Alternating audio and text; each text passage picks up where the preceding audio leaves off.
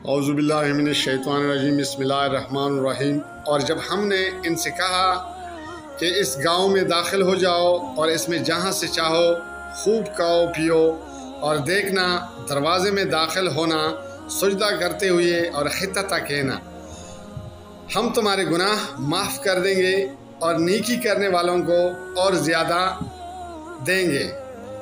تو جو ظالم تھے انہوں نے اس لفظ کو جس کا ان کو حکم دیا گیا تھا بدل کر اس کی جگہ اور لفظ کہنا شروع کیا۔ پس ہم نے ان ظالموں پر آسمان سے عذاب نازل کیا کیونکہ نافرمانیاں کیے جاتے تھے۔ اور جب موسیٰ نے اپنی قوم کے لیے ہم سے پانی مانگا تو ہم نے کہا اپنی لاٹھی پتھر پر مارو۔ انہوں نے لاٹھی ماری تو اس میں سے 12 چشمے پھوٹ نکلے، اور تمام لوگوں نے اپنا اپنا گھاٹ معلوم کر کے پانی پی لیا۔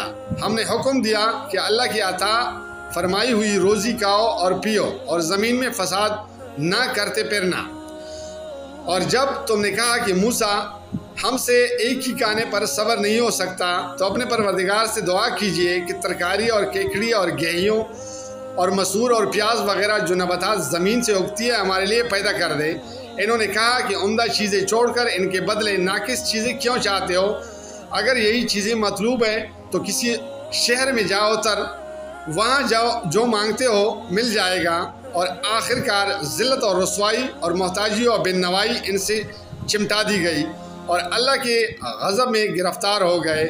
یہ اس لیے کہ وہ اللہ کی آیاتوں سے انکار کرتے تھے اور اس کے نبیوں کو ناحق قتل کر دیتے تھے، یعنی اس لیے کہ نافرمانی کیے جاتے اور حد سے بڑھے جاتے تھے۔ جو لوگ مسلمان ہیں یا یہودی یا عیسائی یا ستارہ پرست، یعنی کوئی شخص کسی قوم و مذہب کا ہو جو اللہ اور روز قیامت پر ایمان لائے گا اور نیک عمل کرے گا، تو ایسے لوگوں کو ان کے اعمال کا صلہ اللہ کے ہاں ملے گا، اور قیامت کے دن ان کو نہ کسی طرح کا خوف ہوگا اور نہ وہ غمناک ہوں گے۔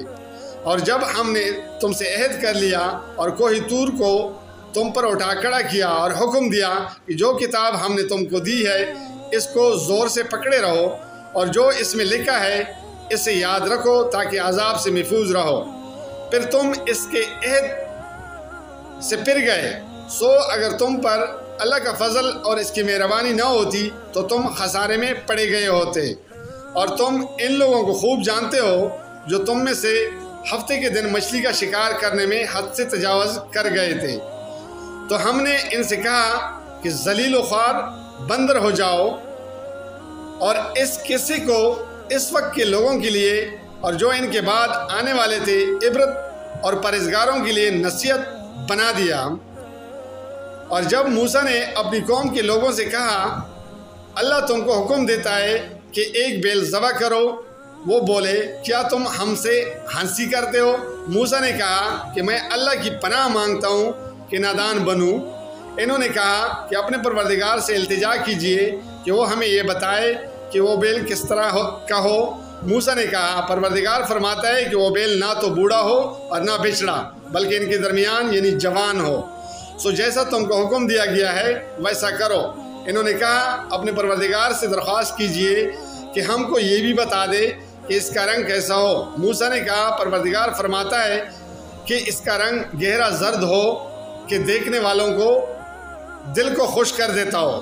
انہوں نے کہا کہ اب کے پروردگار سے پھر درخواست کیجئے کہ ہم کو بتا دے کہ وہ اور کس طرح کا ہو، کیونکہ بہت سے بیل ہمیں ایک دوسرے کے مشابہ معلوم ہوتے ہیں، اور اللہ نے چاہا تو ہمیں ٹھیک بات معلوم ہو جائے گی۔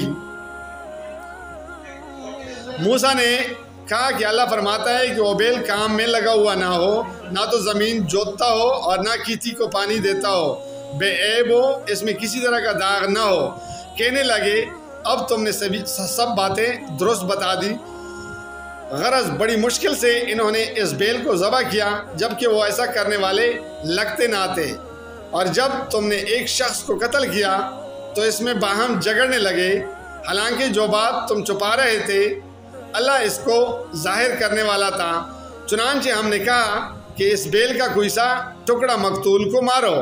اس طرح اللہ مردوں کو زندہ کرتا ہے اور تم کو اپنی قدرت کی نشانیاں दिखाता है ताकि तुम समझो।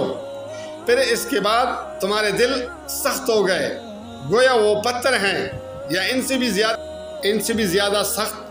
और पत्थर तो बाज़ ऐसे होते हैं कि इनमें से चश्मे फूट निकलते हैं, और बाज़ ऐसे होते हैं कि पट जाते हैं और इनसे पानी निकलता है, और बाज़ ऐसे होते हैं कि अल्लाह के खौफ से गिर पड़ते हैं और अल्लाह तुम्हारे करतूतों से बेखबर नहीं।